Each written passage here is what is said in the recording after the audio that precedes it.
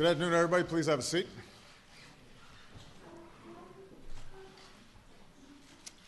Before I begin, I want to say that our thoughts and our prayers are with our friends in Europe, especially the people of Germany and Spain following a terrible airplane crash in France. It's particularly heartbreaking because it apparently includes the loss of so many children, some of them infants. I called German Chancellor Merkel, and I hope to speak with President Rajoy of Spain later today to express the condolences of the American people and to offer whatever assistance that we can as they investigate what has proven to be an awful tragedy. Our teams are in close contact, and we're working to confirm how many Americans may have been on board. Germany and Spain are among our strongest allies in the world, and our message to them is that as their steadfast friend and ally, America stands with them at this moment of sorrow. Now, it is a great pleasure to welcome President Ghani to the White House. As many of you know, President Ghani spent time here in the United States as a student and as a scholar. He happened to go to Columbia University, where we both studied, and then spent time in the World Bank just down the street from here. And so his life reflects, in many ways, the friendship and mutual respect between Americans and Afghans. And in that spirit, Mr. President, I want to extend to you the warmest of welcomes. President Ghani's presence here today, along with Chief Executive Abdullah, underscores Afghanistan's progress. In last year's election, millions of Afghans defied the threats from the Taliban and bravely cast their ballots. In the spirit of compromise and putting their interests behind the interests of the nation, President Ghani and Dr. Abdullah ensured the first peaceful and democratic transfer of power in Afghanistan's history. And together they now lead a national unity government that reflects the diversity, the strength, and the determination of the Afghan people. Their government signed the bilateral security agreement between our two countries, and on December 31st, after more than 13 years, America's combat mission in Afghanistan came to a responsible end. Afghan forces now have full responsibility for security across their country. Some 330,000 Afghans serve in the police and security forces, and they are making extraordinary sacrifices, fighting and often dying for their country, and they continue to grow stronger month by month. Today we honor the many Afghans, men, women, and children who have given their lives for their country. We salute the more than 2,200 Americans, patriots, who made the ultimate sacrifice in Afghanistan, and the many more who were wounded. This morning, President Ghani and Dr. Abdullah visited Arlington National Cemetery to pay their respects to our fallen heroes. We are grateful for that gesture of gratitude, and we know it meant a lot to the families as well. We'll see the bonds again between our people on display when President Ghani has an opportunity to address Congress tomorrow. So, with a new government in Afghanistan and with the end of our combat mission, this visit is an opportunity to begin a new chapter between our two nations. President Ghani and Dr. Abdullah, I thank you both for your strong support of the partnership between our two nations. And yesterday, they had a chance to spend time in Camp David with our respective teams and had excellent discussions on how we can move forward together. Today, guided by our strategic partnership, we focused on several areas. First, we agreed to continue to keep in place our close security cooperation. Afghanistan remains a very dangerous place, and insurgents still launch attacks, including cowardly suicide bombings against civilians.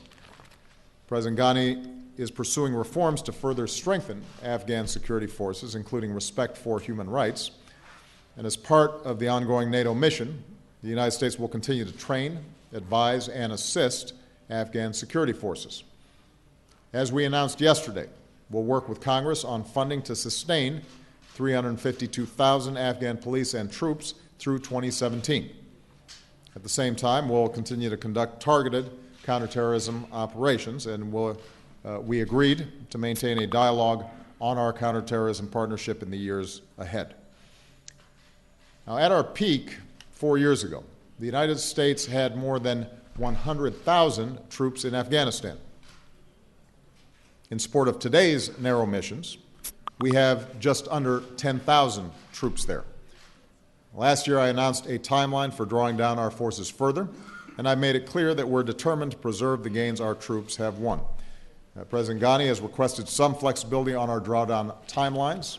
I've consulted with General Campbell in Afghanistan and my national security team, and I've decided that we will maintain our current posture of 9,800 troops through the end of this year.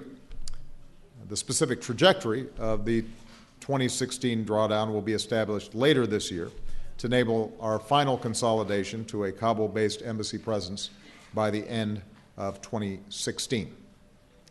And this flexibility reflects our reinvigorated partnership with Afghanistan, which is aimed at making Afghanistan secure and preventing it from being used to launch terrorist attacks. Reconciliation and a political settlement remain the surest way to achieve the full drawdown of U.S. and foreign troops from Afghanistan in a way that safeguards international interests and peace in Afghanistan, as well as U.S. national security interests. Second, and since the best way to ensure Afghanistan's progress is a political settlement, we're going to continue to support an Afghan-led reconciliation process. President Ghani, you've shown bold leadership in reaching out to Pakistan, which is critical to the pursuit of peace.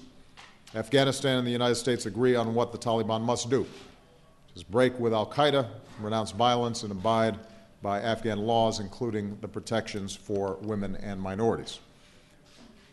Third, we'll continue to support the National Unity Government in its efforts to truly serve the Afghan people. We discussed the urgent need, with Parliament's support, to seat a full cabinet. President Ghani, in your inaugural address, you spoke forcefully about the need to combat corruption, uphold rule of law, and strengthen democratic institutions, and the United States very much commends you for those efforts. And you moved many Afghans with your eloquent tribute to your wife and partner, First Lady Rula Ghani. America will continue to be your partner in advancing the rights and dignity of all Afghans, including women and girls. And finally, we'll continue to support the development that underpins stability and improves the lives of the Afghan people. Over the years, there have been major gains, dramatic improvements in public health, life expectancy, literacy, including for millions of girls who are in school. President Ghani is a leading expert on development, and I've been impressed by the reforms that he's pursuing to make Afghanistan more self-reliant. He wants to empower Afghans in these efforts, and that's why under the new development partnership that we announced yesterday, U.S. economic assistance will increasingly go through Afghan institutions in support of Afghan priorities, with an emphasis on accountability, performance, and achieving results. In closing, I'd note that, as many of you know, President Ghani is by training an anthropologist, as was my mother. It's been said that the purpose of anthropology is to make the world safe for human differences. Afghanistan and our world is marked by incredible diversity and differences of history and culture and faiths. But I believe that the progress that we've made in this visit will help to advance the goal for which so many of your citizens, Mr. President, have sacrificed over the years, the goal of making our two countries and the world safer. President Ghani, Chief Executive Abdullah, thank you both for your leadership and your partnership. America's combat mission in Afghanistan may be over, but our commitment to the Afghanistan people, that will endure. President Ghani. Bismillahirrahmanirrahim. President Obama, first of all, I'd like to express the deep sympathies of the government and the people of Afghanistan to German and Spanish families and governments. Both of these countries took part in the ISAF coalition. They have had major commitments and they've sacrificed in Afghanistan. I'd like to take this opportunity to pay tribute to those common sacrifices and simultaneously take the opportunity to pay tribute to the 2,215 American servicemen and women who paid the ultimate sacrifice, more than 22,000 American soldiers who've been wounded in action, civilians, numerous contractors, and others. You stood shoulder to shoulder with us, and I'd like to say thank you. I would also like to thank the American taxpayer for his and her hard-earned dollars that have enabled us. Yesterday in Pentagon, I saw a young girl. Her name is Reese, and her father came out of retirement, out of reserve, to serve again in Afghanistan. She's sending a care package every week to her father, and I want to thank her and the fathers of all other American children who are making sure that their parents are helping us and standing next to us. Reese, I promised, now has 3 million Afghan sisters in school, and those sisters are dreaming of achievements that would have a career path, and hopefully one day we will see an Afghan woman president. It should not be soon. It's not be too far, because we now have 4 women in the cabinet. That's 20% of our cabinet are women. I hope that some other countries will match us. That we are intent, and thank you for the reference to Afghanistan's First Lady. She was delighted to have an opportunity to speak to Mrs. Obama. She's devoted her life to the most underprivileged of Afghans, and all of us are committed to make sure that 36% of Afghans that live below poverty will live with dignity, and one day, not in the distant future, see prosperity. Dr. Abdullah and I are grateful for the reception that you've accorded us, Mr. President. Your national security team has gone out of its way to engage in an intensive, comprehensive discussion, and both of us would like to thank Secretary Kerry for the loss of hours of sleep we caused you, and for your very able diplomacy and catalyzing the unity that today is on display. The government of national unity is going to be an enduring phenomenon, and both of us stand for the unity against the divisions that our opponents and enemies had hoped for. This unity is a reflection of the desire of the Afghan public to overcome the last 200 years of our political history, where rarely public figures have chosen the country before themselves. We are committed in this regard to emulate the founding fathers and mothers of the United States, where national interest will stand above personal or factional interest. Afghan, I'm glad that the security transition is completed. You fulfilled your promise to your people, and we fulfilled our promise to our people. Afghans, for millennia, have guarded our homeland and have a reputation for serving. The last years were an exception when we needed help, and we're grateful that help was provided, but we are pleased that the security transition has been met according to the timeline that you set. Today, the combat role of the United States in Afghanistan is over. But the train, advise, and assist mission is a vital part of our collective interest and collective endeavors. Tragedy brought us together, interest now unite us.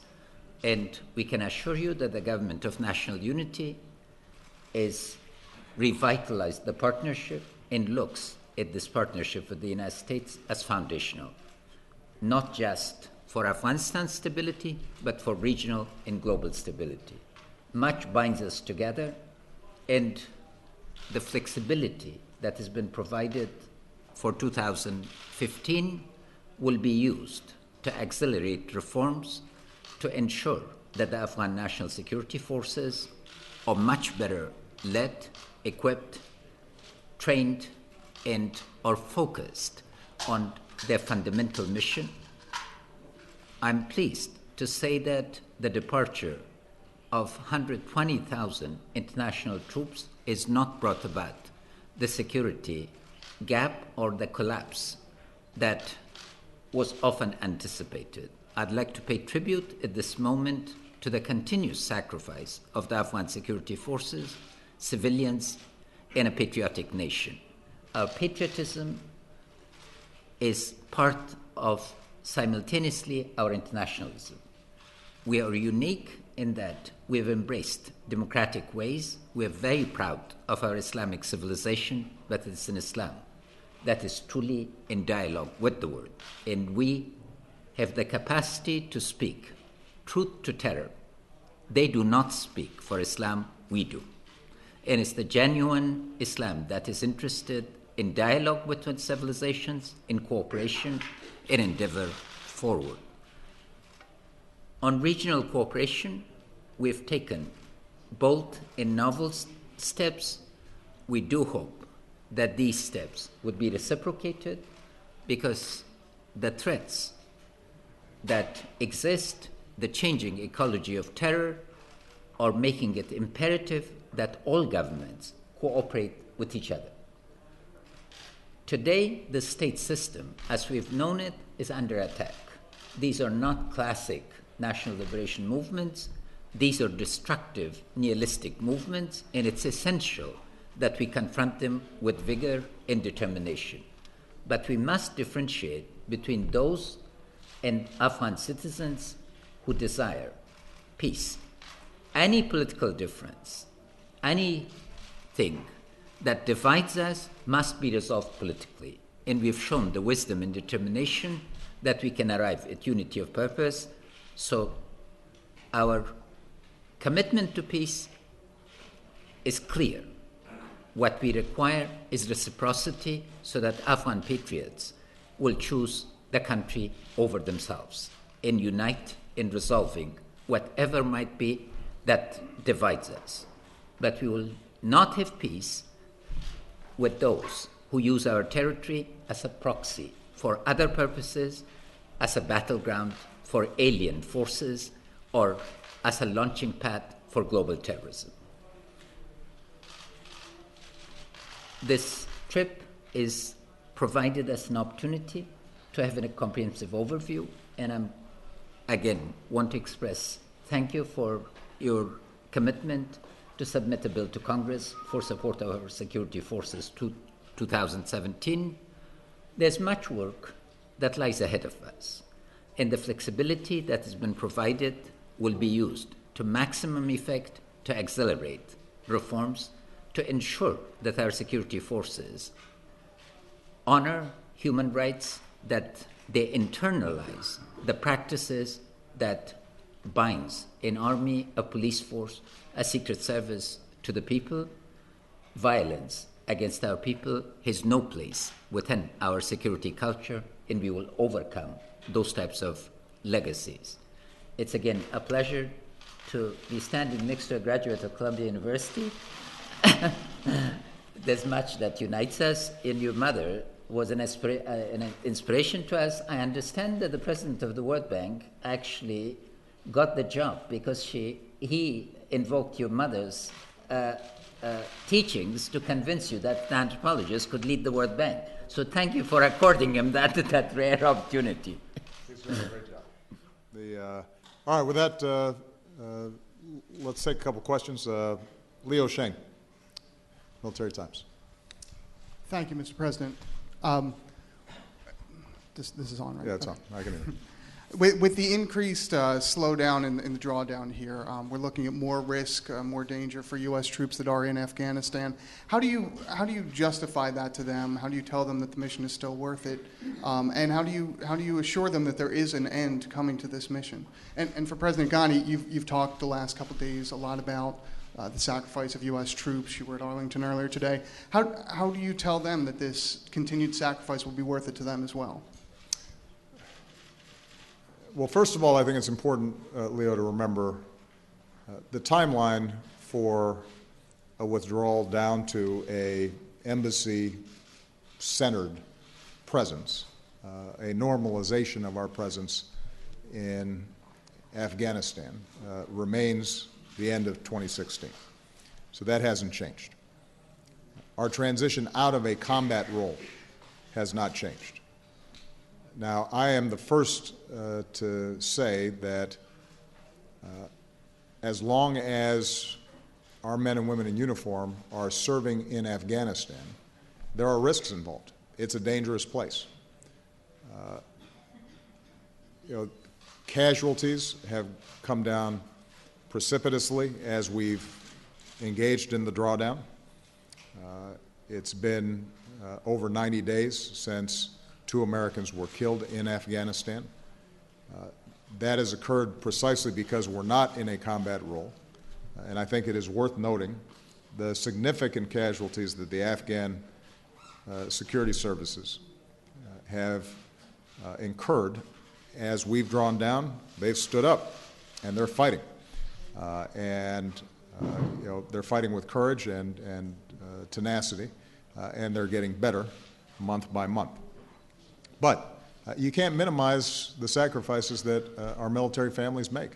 It means some folks are going to be rotating back into Afghanistan for a few extra months relative to what otherwise would have been the case. We're essentially moving the drawdown pace over to the right for several months, in part to compensate for the lengthy period it took for government formation, in part because we want to make sure that we're doing everything we can to help Afghan security forces succeed, so we don't have to go back, so we don't have to respond in an emergency because counter-terrorist or because terrorist activities are being launched out of Afghanistan.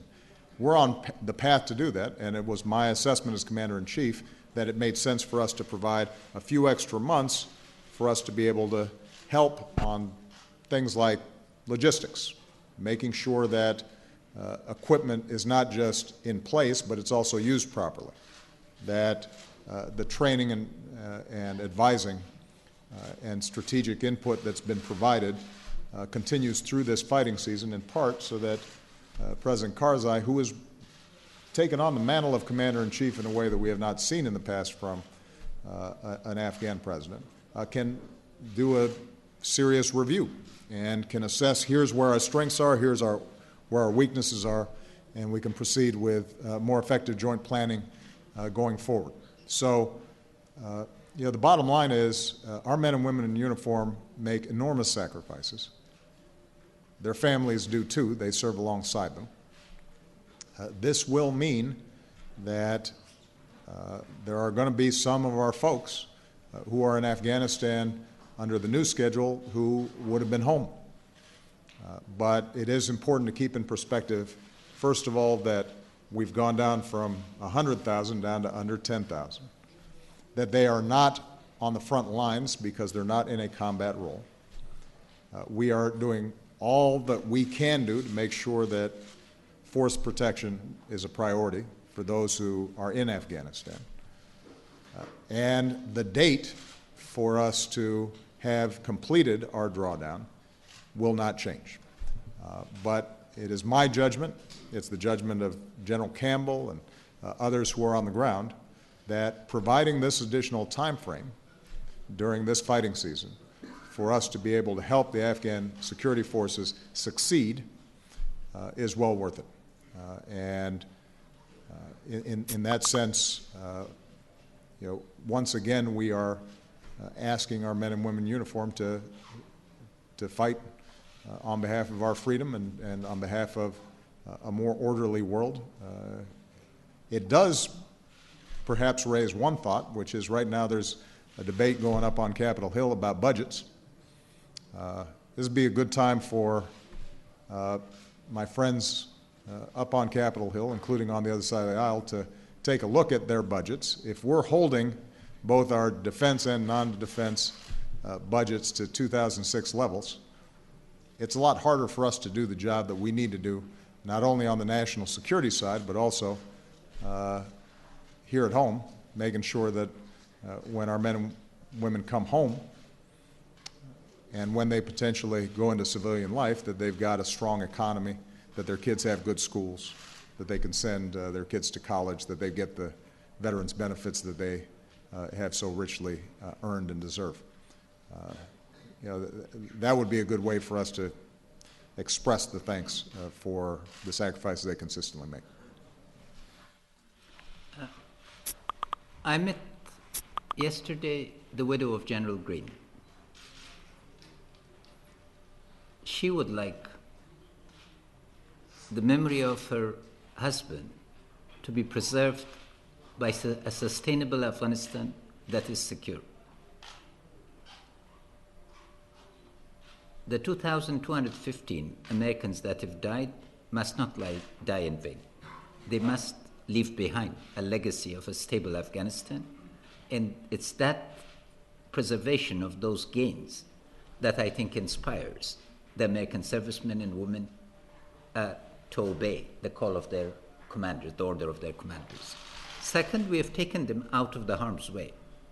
As the President mentioned, for the past 100 days, because the combat role is ended, the exposure, the number of casualties is really down. There isn't, my most horrible reading of the day is my first and middle of the day and end of the day security reports, where I see the casualties of the Afghan figures. But thank God, they're no longer American or European casualties. General Campbell is making sure that they remain in support role, the train, advise, assisted role, his risks, but they're nowhere comparable to combat role. An end of that combat role is very significant to this. And again, the institutional gains that would be achieved through the train, advise, and assist role is what will guarantee that the investments of the last 14 years pay off in terms of gains that would ensure. Last point, Afghanistan is the front line. Because of American engagement in Afghanistan, there have not been attacks on mainland United States. But let's not forget that fortresses cannot be built around countries or continents. We are living in an interconnected world, and our security is joined together.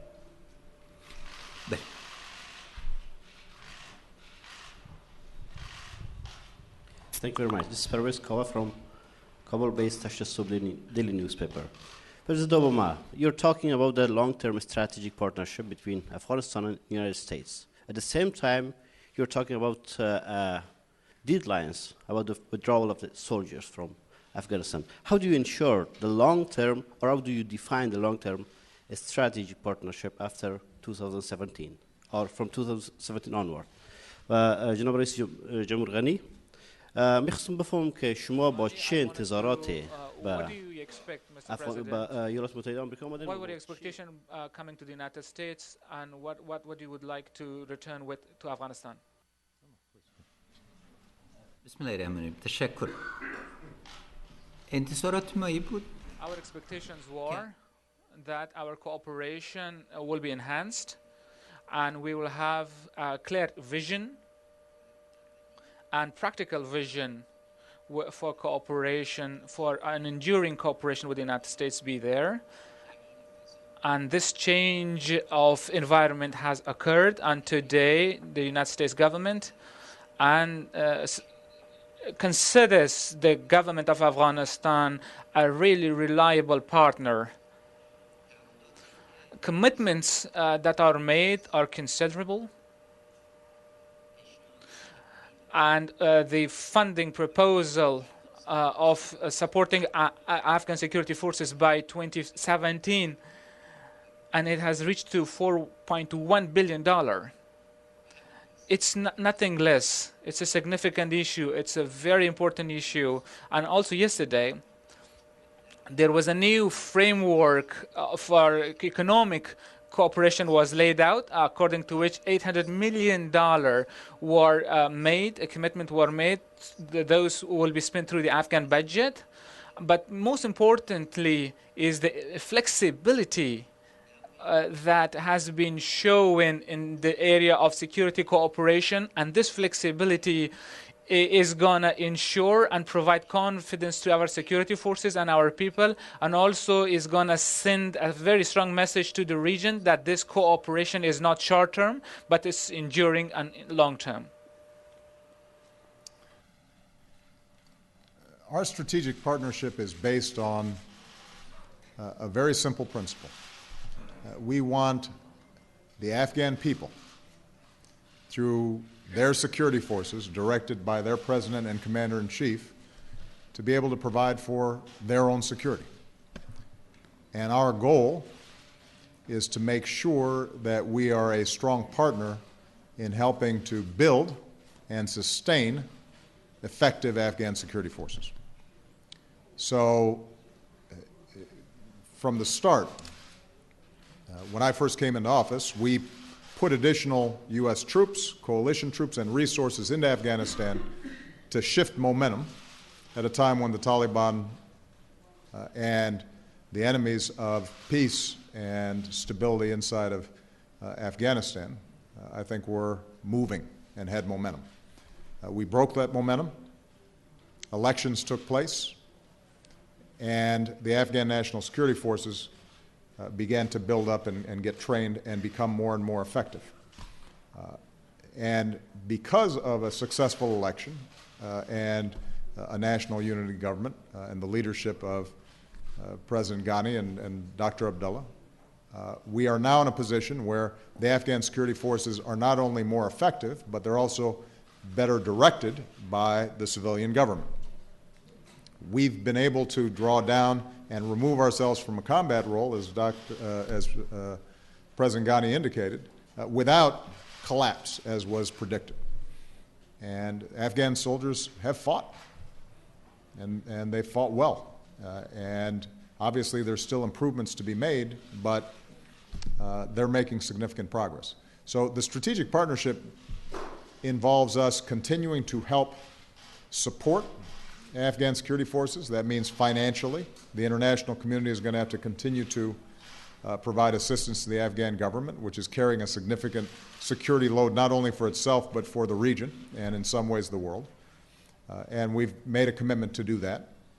We're going to continue to provide the kind of security cooperation and support that is required, training, assisting, advising, helping on logistics, helping on developing enabler capacity, all the things that go into a modern military, a professional military, a professional police force that can provide security on Afghan soil by Afghans. And the cooperation and the strategic partnership involves building up the prosperity and opportunities for the Afghan people through the economic development that was mentioned by the President. So, we intend to be working with the Afghan government and the Afghan people for a long time. In many ways, our troop presence, our military assistance is just one component of what is a much larger process. And the more successful we are in building Afghan capacity and strengthening the Afghan economy, the more the strategic partnership that we have will be like the partnership that we have with many countries around the world. And it will be based on mutual interest and scientific and educational exchanges and business opportunities and commerce and trade. And that, I think, is the goal that we're all looking for. Josh Letterman. Thank you, Mr. President. You've made very clear that you're not buying Prime Minister Netanyahu's attempts to walk back the comments that he made before the election opposing Palestinian statehood, and that you're reassessing your approach.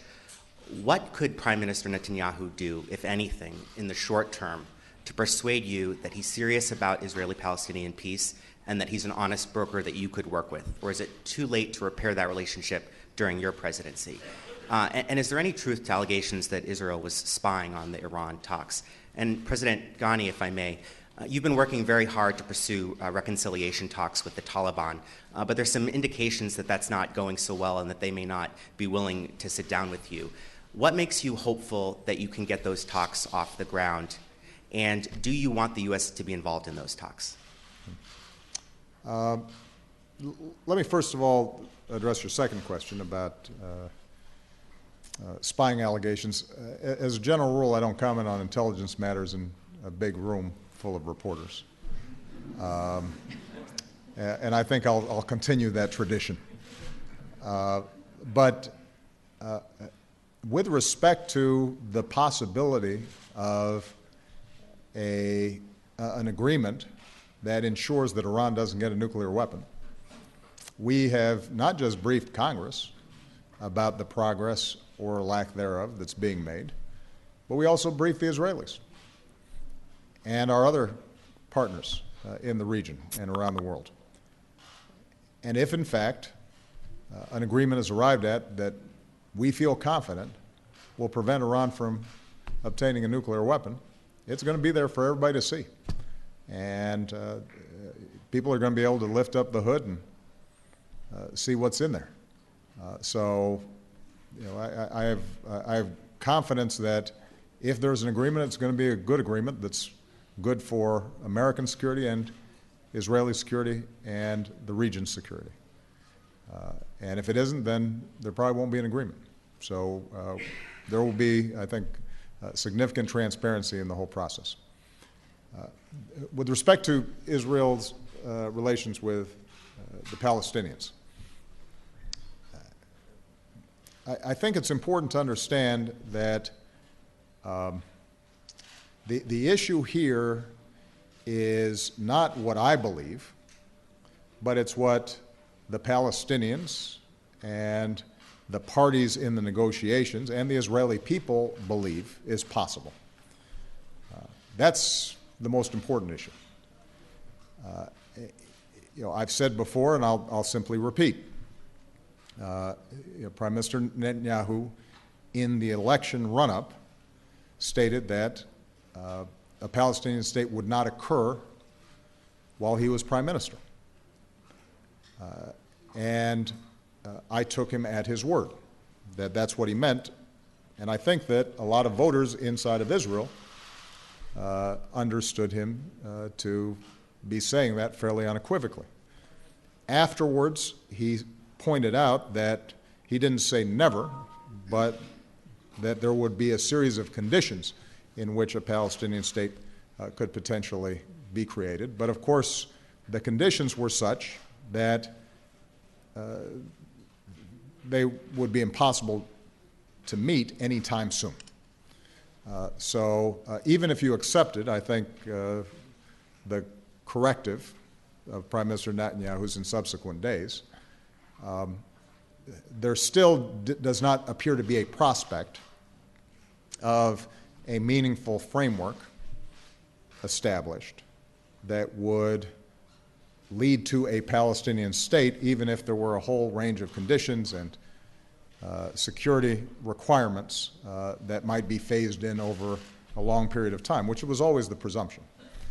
I don't think anybody ever envisioned in any peace agreement, certainly not one that Prime Minister Netanyahu would agree to, or that the Israeli people would agree to, that overnight you suddenly have a Palestinian state right next to Jerusalem, and that Israel would not have a whole range of security conditions that had to be met, and that it would be phased in over a long period of time. So the issue has never been, do you create a Palestinian state overnight? The question is, do you create a process and a framework that gives the Palestinians hope, the possibility that down the road they have a secure state of their own, standing side by side with a secure, fully recognized Jewish state of Israel. And I think it's not just my estimation. I think it's hard to envision how that happens based on the Prime Minister's statements. And so when I said that we have to now do an evaluation of where we are, it's not in reference to our commitment to Israel's military edge in the region, Israel's security, our intelligence cooperation, our military cooperation. That continues unabated. And I will continue to do whatever I need to do to make sure that our friends in Israel are safe. That's what I've done since I've been president. And that's not going to stop. And so the Israeli people need to know that. But I am required to evaluate honestly how we manage Israeli-Palestinian relations over the next several years. Because up until this point, the premise has been, both under Republican and Democratic administrations, that as difficult as it was, as challenging as it was, the possibility of two states living side by side in peace and security could marginalize more extreme elements, bring together folks at the center and with some common sense, and we could resolve what has been a vexing issue and one that is ultimately a threat to Israel as well. And that possibility seems very dim. That may trigger then reactions by the Palestinians that in turn elicit counter reactions by the Israelis.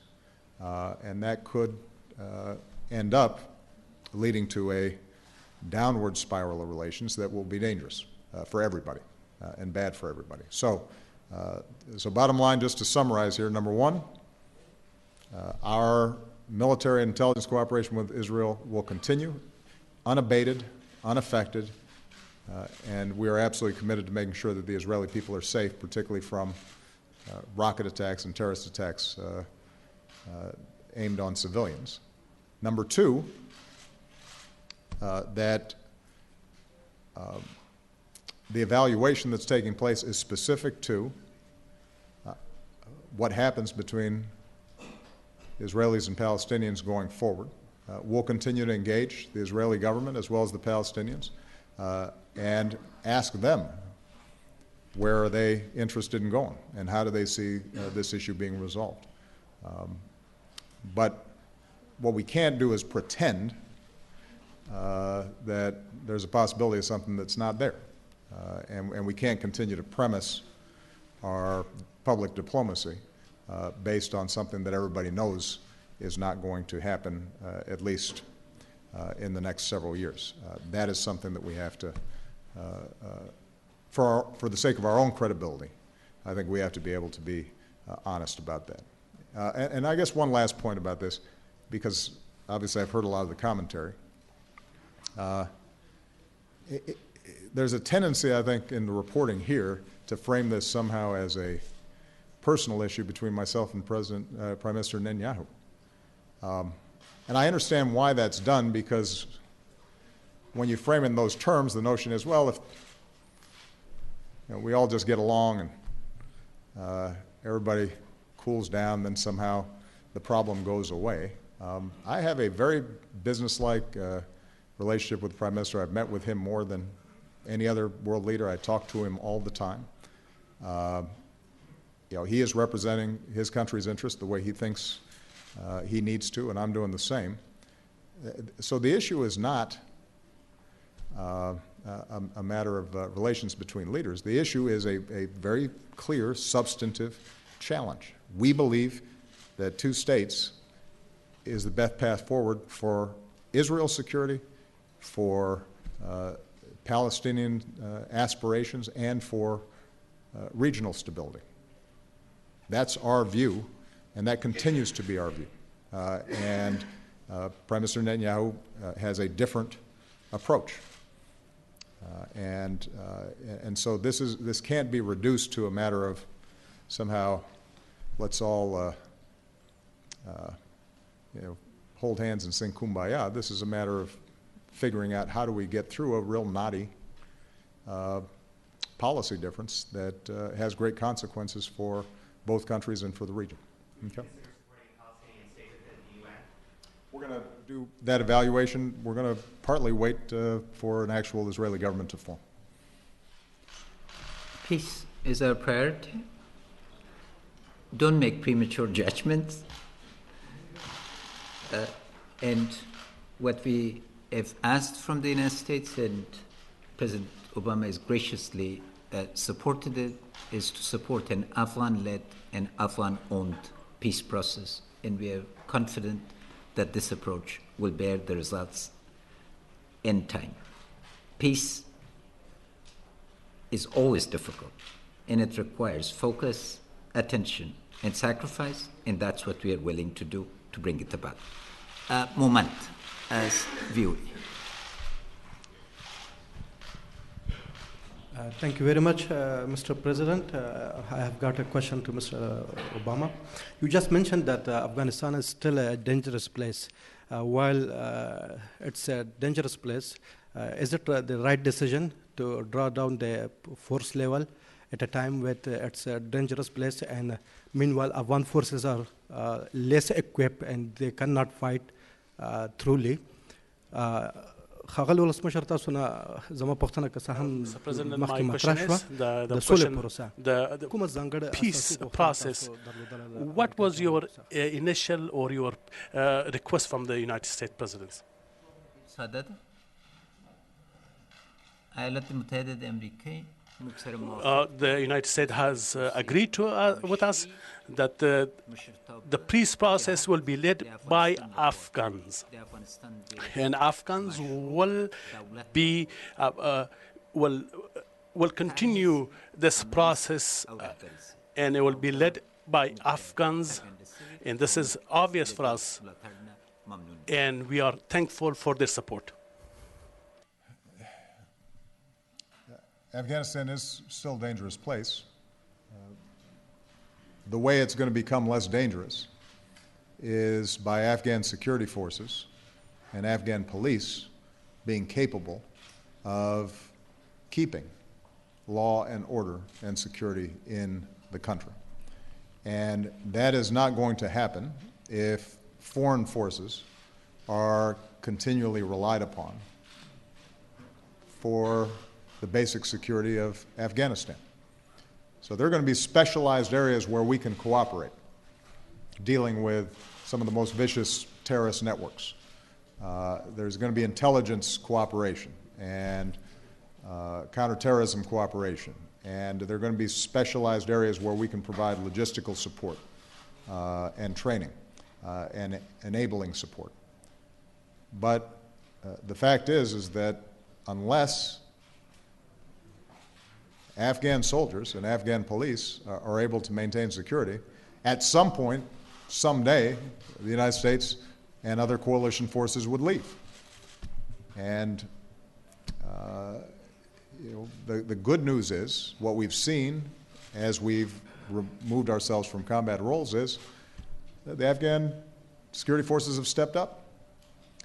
And although they're certainly not as well equipped as coalition forces, they're better equipped than the Taliban. They're better equipped than the Haqqani network. And so with the kind of leadership that President Ghani is showing as a commander-in-chief, with the leadership that's being shown by a growing cadre of military officers up and down the military chain, Afghan forces are proving themselves and discovering that, in fact, when they fight, they can be successful. And we want to stand with them in that process because we are very much invested in your success. So, Mr. President, thank you for an outstanding visit. Thank you.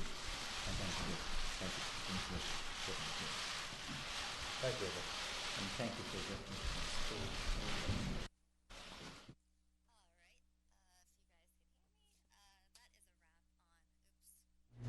There we go. My mic wasn't up. Well, that is a wrap on today's Fox 10 News Now update.